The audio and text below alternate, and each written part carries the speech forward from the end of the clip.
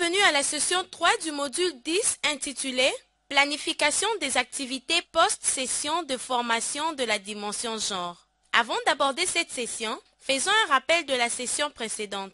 Prenez 10 minutes pour partager les fiches de préparation que vous avez rédigées lors de la session précédente.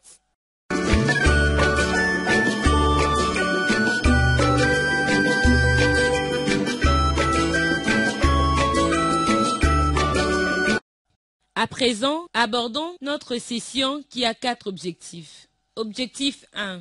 Définir le concept planification, suivi et évaluation. Objectif 2. Identifier les activités en rapport avec le genre à organiser à l'école. Objectif 3. Organiser les actions de mise en œuvre de l'approche genre à l'école. Objectif 4. Organiser l'évaluation et les suivis de l'approche genre à l'école.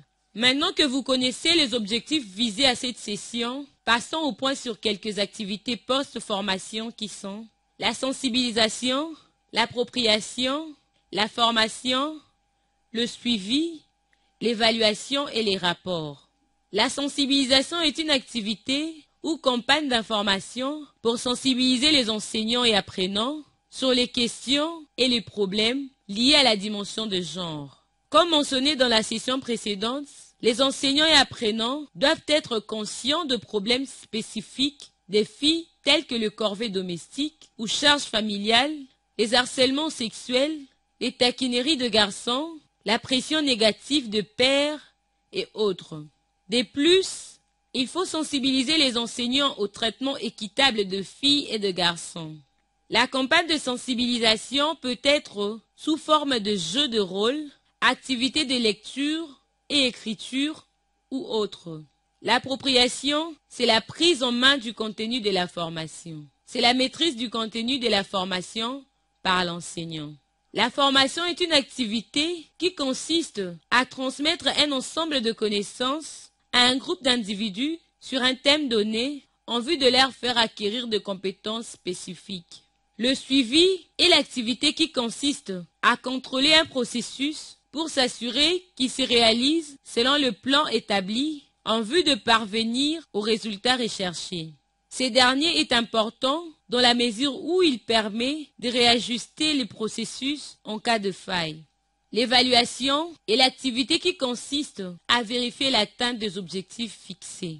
Cette évaluation peut porter sur l'enseignant, les apprenants, les matériels utilisés pendant la formation, les objectifs de la formation ou autres.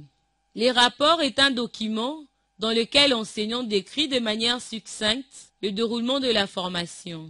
Il comprend une introduction, développement, la synthèse et la conclusion. Abordons maintenant le deuxième point sur le canevas prévisionnel des activités post-formation. Regardez ce canevas qui comprend 5 rubriques, à savoir 1. Numéro pour identifier des activités. 2. Les types d'activités de formation à mener. 3.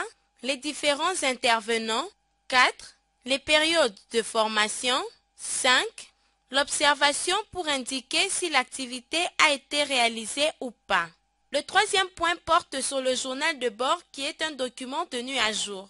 Il permet de garder une trace des informations communiquées, des problèmes rencontrés, des décisions prises, des responsables désignés pour mener à bien les actions et la date de réalisation des actions. Afin de vous assurer que vous avez bien assimilé la matière, voici des questions auxquelles nous vous demandons de répondre. Prenez 15 minutes pour y répondre. Question 1. Citez des activités à organiser à l'école en rapport avec la dimension genre. Question 2. À quelle période de l'année scolaire faut-il organiser ces activités? Question 3. Quels sont les éléments dont il faut tenir compte pour élaborer un canevas de suivi? Nous voici arrivés à la fin de notre session. Nous avons appris à planifier les activités post-session de formation de la dimension genre.